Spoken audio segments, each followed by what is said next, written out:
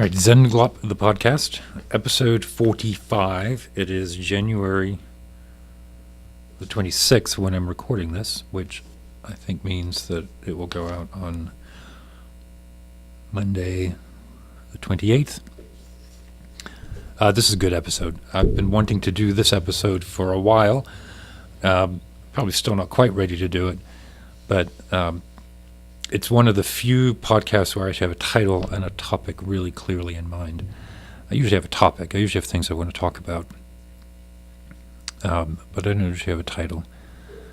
And I'm quite pleased with this title, which may be a warning sign. It may be that I should back off of it. But the title: Heidegger, Clinton, and the Joke That Destroyed a Presidency.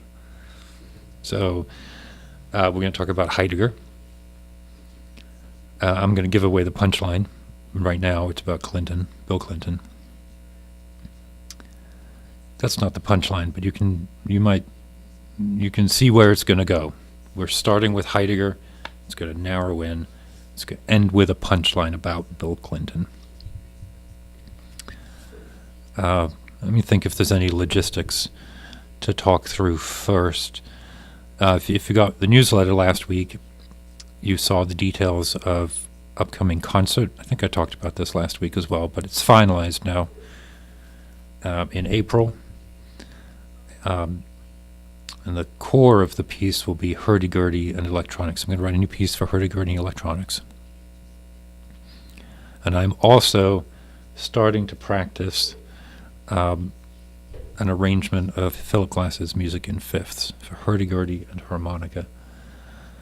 And one thing to look for right around the concert, I've set myself the goal of recording a minute or two of each time I sit down to practice. So I don't practice every day, but I try and practice more now because I want to get better at this.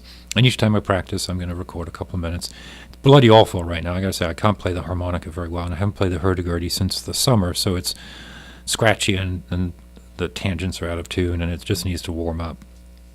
So what I'm hoping is that at the end of this couple of months of practice, I'll have a nice documentation of how shitty it sounds now and how great it's going to sound in April. Also on the program, I'm going to do a realization of the Alvin Lucier piece, I Am Sitting in a Room. And I started, before I went away for the week for work, I sat down and messed around with my morphogene, the make noise morphogene, and I figured out roughly the patching to sort of recreate that using the Eurorec, using the morphogene. I think I'm going to have to get a different microphone, not the one that I'm using here, which is an old, not very good microphone that I use for podcasting. I'm going to need something that's better for full room stuff, but that's going to be on the program. And then the Steve Wright clapping music, which I will do with Catherine, and I think that will be quite stunning. So those are the logistics. Sign up for the newsletter if you haven't already. I do get it out every week, or I have gotten it out every week, even if it sometimes goes out on a Tuesday rather than a Monday. And I'm working on the formatting of the newsletter, so there's more consistency now, sort of an opening section with a short bit that I like to talk about, whatever I'm interested in, then a link to this, to the podcast, a link to new music. So I'm also trying to write and get something on Bandcamp every week, a piece of music, electronic pieces, and then a section of links that have interested me or inspired me through the week. So it could be anything. It could be another performance by someone. It could be a link to a news story. It could be anything. So go to zenglop.net and follow the link for the newsletter. All right, so Heidegger, reading Heidegger. So I have been reading Heidegger, The Being and Time, for probably nearly 10 years now. So it requires a broader definition of what it means to read something, because clearly I haven't been sitting down with the book in front of me, line by line, word by word, reading it out loud, looking at a page for 10 years. I have not been doing that. In fact, there have been years at a time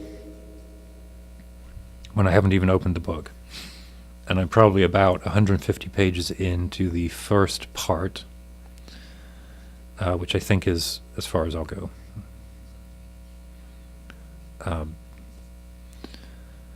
I had a burst of activity reading it about this time last year on a train. In fact, I talked about it in one of the podcast episodes from around April of last year. So go back and check that out. That was a real immersion in the introduction, and then since then I've been reading. So I think the definition of reading a book means when was the first time you opened the book, and then from that point on, you are reading it. It is simply a part of life. I feel that same way about Finnegan's Wake, which I've read maybe the first 3 pages of Finnegan's Wake, but I still consider myself to be reading Finnegan's Wake. And Finnegan's Wake perhaps is one of those books where we are all reading it. Some of us have opened the book and read a paragraph. Some of you maybe have read the whole thing. I certainly haven't. Others may not have actually opened the book, but I would still consider you to be reading Finnegan's Wake. I think there are some books like that their actual existence, the fact that they have been written, means that we are all readers of that book.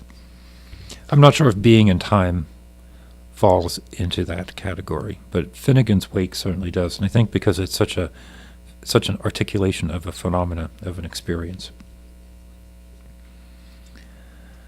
So reading Heidegger is like having a companion that I speak to periodically, and the outcome of that is that the point that I'm up to in actually reading, meaning looking at words on the page as opposed to reading, having the book, is that latest point always seems to be the most important. I won't say the most clear, because not a lot of it is clear until there are these statements that act sort of like a gravitational field or a vortex that just pull ideas into place. And I just had one of those moments where he's talking about different forms of interrogation, or in this case, interpretation, which is a form of interrogation. So here's something I would say. There are certainly as many ways to understand Being in Time, Heidegger's Being in Time, as there are people who are going to read it. And in fact, if I didn't use Heidegger's name, if I just said there are many ways of understanding being in time, well, everyone would nod their heads and say yes. But one of the ways to look at Heidegger's book, Being in Time, is that he is trying to understand how we look at things, how we interact with things.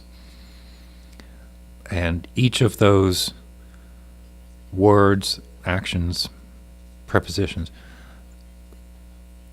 demand and deserve much thought about what it actually means to look, what it actually means to direct that looking at something, and what is a thing, what is an entity.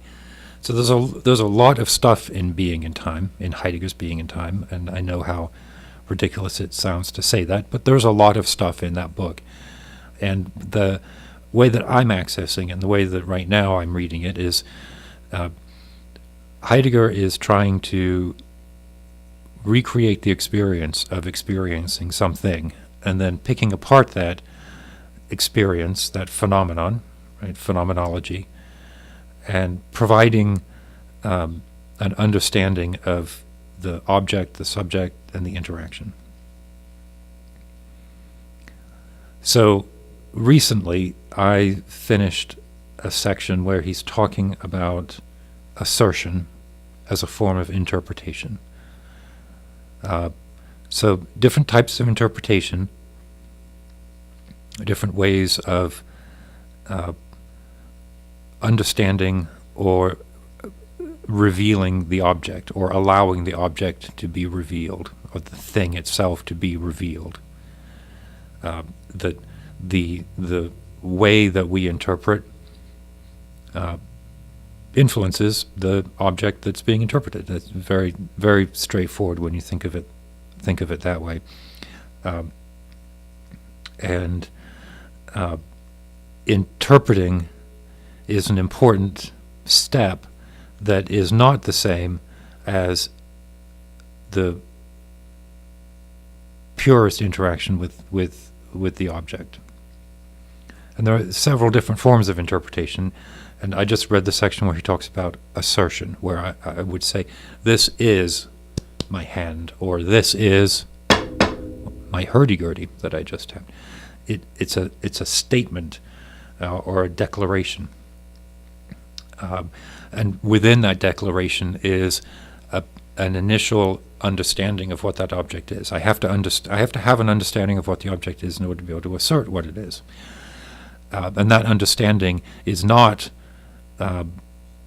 pure in the sense that my understanding is a form of interpretation to begin with. So this is the kind of looping and cycling that Heidegger finds very important and very interesting, is that to absolutely know a thing, or if you want to see what a thing is, there's a lot in the way of doing that. I mean, it reminds me of the conversations we have in a meditation group, where one of the ways of talking about meditation is to just let it be. But what does that mean? It doesn't mean that you sit in misery and discomfort and anger and allow the injustice of the world to continue and perpetuate. What it means is that the act of letting it be is something that's very difficult, because we don't just let things be. I approach things with my own karma. I approach things with my own capacity and limitations in terms of what I already understand and what that indicates and dictates about how I will understand things in the future. When a thing approaches me, or I approach a thing, there are predeterminate suppositions that I bring to that interaction, and so I am not letting it be. If I could, then I might see that what makes me angry is a misinterpretation of the scenario, or that there is a different perspective that that requires or suggests a different interpretation or different approach. And if it doesn't, then maybe then there's a way to respond with clarity to the situation as it is. Let it be doesn't mean don't interact with it. It doesn't mean don't respond. It means allow this interpretation to be at the pre-phenomenon. The pre-ontological is a word that Heidegger uses in the introduction. It's the interaction before being, where being, and I know I'm misinterpreting it here a little bit as far as the Heidegger reading, but where the being already implies a certain psychology or a certain set of rules and interactions. And in Buddhism, we call that karma, or the obscurations, or the workings of mind, whatever. And I'm certainly not saying that Heidegger is a Buddhist, but I am saying that when he's describing this object-subject interaction and the importance of clarification of it, there's a lot of overlap. I mean, where Heidegger ends up is this idea of authenticity and the suggestion of how once you have achieved this awareness of the thing itself, what do you do? And Heidegger talks about authenticity and being. I'm not there yet in the book. I've just read the cheat sheet. Actually, I read the comic book Introduction to Heidegger, which is highly recommended.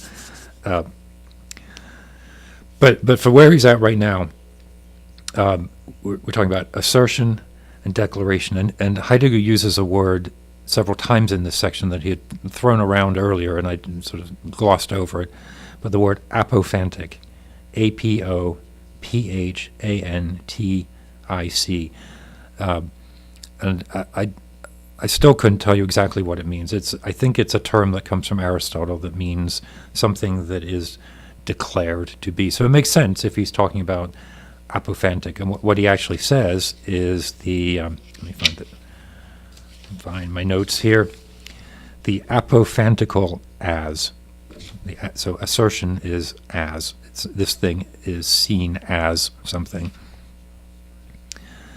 So there's the apophantical as, which is the assertion of the interpretation. And then he lays that against the existential hermeneutical as, which is more of this pre-ontological thing as it is. So the apophantical as against the existential hermeneutical as. And so you have the as of the is, right? What is. What is the as of the is? And I know how ludicrous that sounds. It sounds like a Dr. Seuss rhyme, the as of the is, and the is of the as, and the hermeneutical and existential and the apophantic. I could imagine Dr. Seuss writing a book with the words that I highlight in Heidegger that I don't understand, and you could probably extract those and put them into The Cat in the Hat, and it would be a wonderful, mesmerizing book. And I actually think that Heidegger does that deliberately. He is a wizard with his words, and I use that word deliberately because I think that while there is a sort of textbook element to being in time where there's a logical redaction, or not redaction, well, I'll go with it, a logical redaction of the ideas that could be mapped out and articulated, drawn into a flowchart, put on a T-shirt, understood, tested, examined, explained. That is only a part of what Heidegger is trying to do in his book. I think that as you read the book, it is casting a spell on you so that you actually experience the book in the way that the book is trying to describe the authentic experience of phenomenon. And so these words are there deliberately to trick the mind or to bamboozle it, or like a haiku or a koan, a Zen koan or meditation mantra. The book itself is a ploy to bring the reader into that experience. Much like Finnegan's Wake. When you read Finnegan's Wake, you are experiencing the dream. If you read Heidegger, another way of looking at it is that you are experiencing this spell that is shaping my experience in a very specific way to undercut these structures of the psychology, history, and previous philosophy to get to this pre-ontological isness, right? So that my interpretation of the as is based on the is, right? The isness. And so the particular quote around is, this was from 50 or 60 pages before where I am right now, but he says, as the potentiality for being, and that's hyphenated, potentiality -for -being, as the potentiality for being, which is, and that second is underlined, it has let such possibilities pass by. It is constantly waiving the possibilities of its being, or else seizes upon them and makes mistakes. So the potentiality for being, which is. So what is? The potentiality for being with two hyphens in it. P-F-B, the potentiality for being. PFB, which is, and that second is underlined. PFB is. What is. And then how do you approach that is with the as of the existential hermeneutical, or the apophantical as. Now, you see where I'm going with this. We all remember Bill Clinton's grand jury testimony, questioned around, at this point, his affair with Monica Lewinsky. So speaking of special counsels that exceed their purview, Ken Starr began investigating a relatively minor infraction, but possibly a possible infraction that, if true, would have been relatively minor in a real estate deal from 10 years before the Clinton was elected president. And then, having coerced Monica Lewinsky into signing an affidavit about the affair, then questioned Clinton about the affair. And Clinton's reaction in grand jury testimony with his video is to say, well, that depends on what your definition of is. And that motherfucker, I mean, he, I'm absolutely sure, has read Heidegger and absolutely was just having the time of his life with how clever he was to be able to answer with the existential hermeneutical isness of his grand jury testimony. And I think it's a shame that the investigators, one of whom I believe at the time was Brett Kavanaugh, recently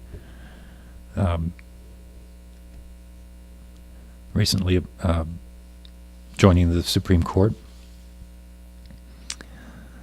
It's unfortunate that the investigators didn't just put their pencils down there and say, yep, you are the funniest man to ever be president of the United States.